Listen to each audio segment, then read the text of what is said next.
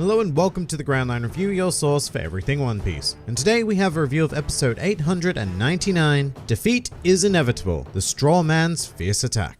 And that's a pretty glum and highly inaccurate title considering the events of the episode, especially when we consider how the main conflict was portrayed. Although you know what, I suppose that's really up to interpretation of the title, because getting into it you'd think that defeat being inevitable refers to Luffy and Zoro standing little chance against Hawkins, but I guess you could and should think of it as referring to Hawkins' overwhelming defeat as presented in the episode. And this conflict was very up and down. There was a lot of great stuff in this very extended battle between Zoro and Hawkins, even in the filler action, but there was also a lot of, not so wonderfully done action as well. I'll start by highlighting the fantastic part though, which was Zoro's final attack, the Nigiri Toro-Samon, which looked and felt just amazing. Better than the manga portrayed it 100%, and I'm incredibly glad that we got to see another superb sequence like this because it proves that the animation displayed when Zoro performed the Tatsumaki in the earlier episode was not a fluke, and that these glorious pieces of animation are here to stay. They'll just be reserved for more major moments. However, unfortunately, what wonderful action does is that it really highlights the not so great stuff through the wonderful art of juxtaposition, and I'd say that roughly 50% of this fight falls into that category. Half of the time, the movements and impact of both Zoro and Hawkins felt great, but then it would be accompanied by another piece of animation that felt slow, static, or sluggish. Now, what I will say is that no matter what the condition of animation we were engaged in, the large majority of the shots were very well composed. Like the shot we see of Zoro from the perspective of the Straw Man's Club, looking through the two swords, and it's just stuff like that that really salvaged the overall action sequence, because even if the animation didn't necessarily convince me, it was still appealing to watch. Now, the thing about this that did feel, a bit weird was how kind of weak Hawkins was portrayed as. And I'll start off this train of thought by saying that in the manga, things didn't exactly go his way either, and Zoro defeats the straw monster near instantaneously after suffering the nail mouth attack thing. So if anything, you'd think that extending the fight in the anime might make Hawkins look stronger than he appeared in the manga, but I don't think so. And it's because of the sheer amount of lives he lost. In the manga, he only lost 3 lives. Once when Zoro hit him in the face initially, and when he drew his bad card, both of which we saw in the previous episode, and once when Zoro defeated the straw monster. However, in this episode alone, it would appear that Hawkins lost a total of 6 lives during this battle. Add the 2 we saw in the previous episode, and this conflict has ended up causing him a loss of 8 lives according to the anime, which I find a bit extreme. I don't think it presents Hawkins as the threat he truly is, because if anything, according to this episode, it may have been a better idea to stay behind and just take the final lives rather than run away. I mean, yeah, we do have Tama to worry about, but that was never much of a concern because it was Komachio who forced Zoro and Luffy to flee to begin with. So if Hawkins is so close to defeat, why not finish the job? I don't know, it just forced that question into my head, whereas in the manga, Hawkins still had 7 lives left, which even though we'd already taken 3, seemed like a difficult ask to overcome. But just on Hawkins, we did have some great filler moments with him this week, my personal favorite of which was the shot of him looking all evil with his half-human, half-straw man appearance, accompanied with the otherworldly laugh of the straw monster. It was a really cool idea, and I think it helped in amping up his initial threat, which is, another reason why it's a bit disappointing that he ended up appearing not so threatening after losing 5 extra lives. Although it was nice to see a bit of an expanded look at how he controls the straw monster, although once again the anime makes it seem like a very bad idea to invoke to begin with, because seemingly any damage occurred by it transfers to Hawkins, which then transfers to a straw doll. And that would make this technique very undesirable to use against strong opponents, because the straw monster is a massive target and an easy way to lose half of your lives in a single attack. So I guess what I'm getting at is that I don't think the straw monster actually functions that way, because while we didn't get to see much in the manga, it was only when the monster was destroyed that a straw doll got triggered, and if it does work in the way we see in the anime, then once again it's a pretty awful technique to use in this particular situation, knowing that you're up against 2 members of the worst generation. So I do think that the anime have nerfed Hawkins in a big way here. But some other, how shall we say, interesting choices also happen this episode, quite a few actually. But we'll start with Komachio coming to a fork in the road and not knowing which way to go next. In the manga, this was not a thing. He just kept running until they arrived at the village, and the sewer stuff took place whilst traveling. So this whole stopping at a fork in the road is purely filler. It adds nothing to anything, except I guess it does present an opportunity for a Zoro joke, which I suppose is always appreciated. I mean, it is pretty funny when he suggested that they go right, because even before it happens, you just know that someone is going to correct him and say, no, we're going to go left. Except I was expecting it to be Luffy, actually. I think it would have been pretty funny if he'd taken that suggestion from Zoro, and because he knows him so well, he sort of used that as an anti-compass and ordered Komachio to go left as a result of his swordsman's awful intuition. Then Suru could have popped up and gone into her dialogue or something along those lines. But the next intriguing decision made in this episode was closer to the end, where we caught an elongated glimpse of one Trafalgar Law. Although I feel like we spent more time lingering on that shot of his chest than anything else. So just like Hawkins in a previous episode, Law was not originally reintroduced at this point in the manga, although I do kind of get why they did it. Law is a huge fan favorite character and practically guaranteed to generate excitement after not having been in the story for ever so long. I have to say I do prefer how the manga handled it though, which was a chapter that just ended with seeing the Heart Pirates Beppo, Penguin and Chachi. I really liked this because seeing those three built up my anticipation to see Law. You know, it was like serving you an entree before a main meal and just letting you sit with that feeling for a while, accustomizing the audience to the Heart Pirates palette before going into the captain. But this is a very, very minor criticism, because in Law's case, I don't think that seeing him here does much to undermine his reintroduction as I remember it. So sure, why not use him to generate a bit of end of episode buzz? Not that I think we really needed it, because the very final scene of the episode does that quite effectively on its own with a surprise shot of Onigashima and Kaido. So this was definitely not in the manga, and you can tell that quite clearly because of the narrator's words, which are something like, "For now, Kaido is just sitting, calmly, biding his time." Which translated means, we're going to show you this shot of Kaido, but it has no relevance. It's just a bit of flavor. And until I start thinking too deeply into it, which I have a habit of doing, I don't mind it at all. Onigashima looks brilliant, super intimidating, and the shot of Kaido is also incredibly well done. It's an aesthetic treat for sure, but that is all there is to it, which is not to imply that it actually needs anything else. Anime is a visual medium after all, so giving us great aesthetic content is always good. Once again, I've thought about this far too deeply, because fact is that this scene, it makes no sense. Kaido is not a character who sits calmly and bides his time, not at all. He is a purely emotion-driven existence who is incredibly impatient and makes consistently impulsive decisions. Furthermore, unlike Law, I do think that this does a bit to undermine Kaido's reintroduction into the series, because let's just say that Kaido's first appearance in Wano is, well, it's definitely something to remember. But I can't deny that it's always nice to see Kaido, and once again, Onigashima was quite the treat to see presented so wonderfully.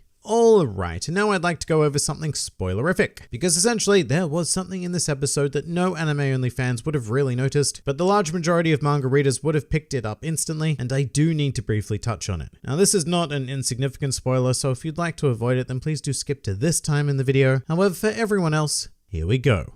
So we saw something quite interesting during the sequence with the Heart Pirates, very surprisingly right out in the open, were the graves of the 9 red scabbards. So I've gone back and checked in the manga, and they are certainly not visible during the sequence. But I do think that this is pretty cool because it's absolutely meaningless to anime watchers, because it probably just seems like another random piece of Wano texture, and it is a good nod to manga readers. Although I do really hope that these graves stay out of focus and they don't do too many nods towards them, you know, incorporating them in the foregrounds and backgrounds of too many shots, because we really do not want too much focus on them before their reveal comes up, so as not to tip anime-only fans off to their purpose or importance. And finally, let's also briefly touch on Kiku and Urashima. And it is particularly exciting to see Kiku, because for any Hunter x Hunter fans out there, Kiku's voice actor is the same as Killua's, and Tama's is the same as Gon's. So even though Tama was pretty out of it, when they crossed paths, the Hunter x Hunter fan inside of me could not help but just love that reunion. And as for Urashima, he has a bold color scheme. The pink hair was very unexpected of anybody not associated with the Charlotte family, but I suspect that this is how Wano is going to continue to surprise us. This land is so much more colorful than I ever expected it to be, so vibrant hair and clothes are probably just the go for many of its renowned citizens, which is fun. This is One Piece, so why not be colorful?